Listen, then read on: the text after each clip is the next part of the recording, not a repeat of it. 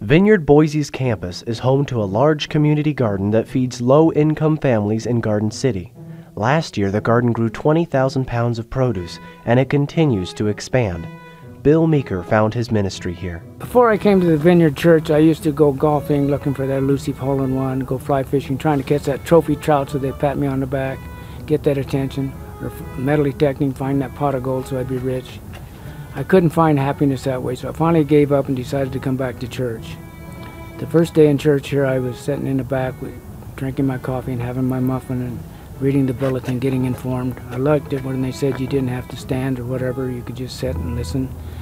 And they started the music, and all these crazy people stood up and started singing and waving their arms, and they looked real happy. It looked like a nice family. After the service, I went over to look at the garden because I was interested in gardening, see what it was like. And while I was over here, some guy drove up in a pickup and says, "Take your van over to the back of the Barnabas Center and we'll load it up."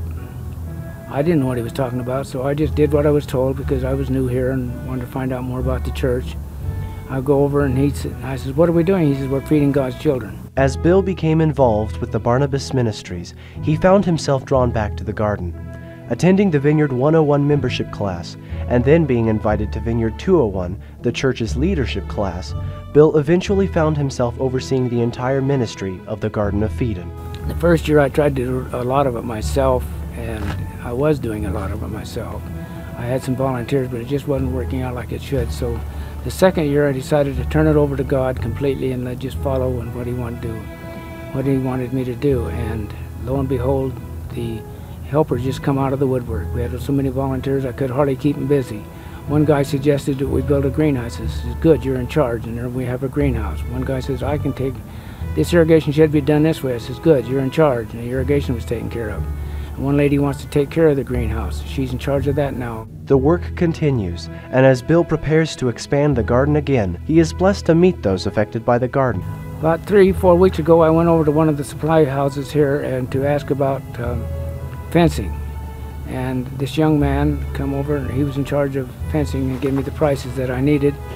And anyway, I was telling him about what we were going to do with the fencing, hoping to get a discount, and telling him about the Vineyard. And I says, "Are you familiar with the Vineyard?" He says, "Oh yes, I'm very familiar with the Vineyard. My wife and I and our family used to come over to the clinic when we needed help from doctors when we didn't have any money before we had insurance. Now we have insurance, but we still, when our check's a little short, we'll come over and get food and vegetables, and we really appreciate it." Well, there was my hole-in-one in golf, there was my trophy trout, and there was my finding the gold at the metal detector, all in one. God had blessed me so much with that statement that know that what we're doing over here, all the volunteer hours, is paying off.